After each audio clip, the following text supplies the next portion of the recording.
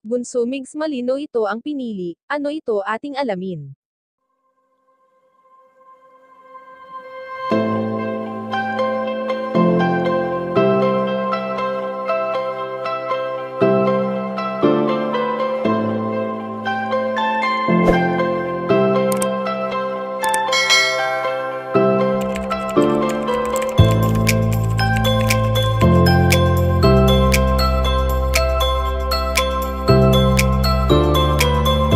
Hindi maitatanggi ang pagkakaibigan na nabuo ni Ann Gatnell pati na rin ang yumaong si Cutie Mahal, isa nga si Ann Gatnell sa malalapit na kaibigan ng Momigs, sabi nga noon ni Bunso Migs Malino ay isa nga ang mga ito sa maituturing na loyal na good friends niya sa showbiz industry.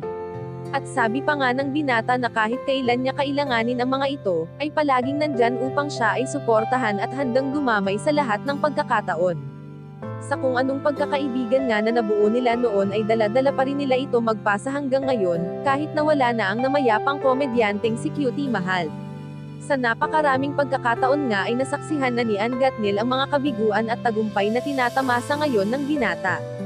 Kaya naman ngayong nakikita ng mga netizens ang pagiging malapit ni Ann Gatnell at Bunso Migs Malino sa isa't isa ay hindi maiwasan na magkaroon ng mga haka-haka ang ilang netizens.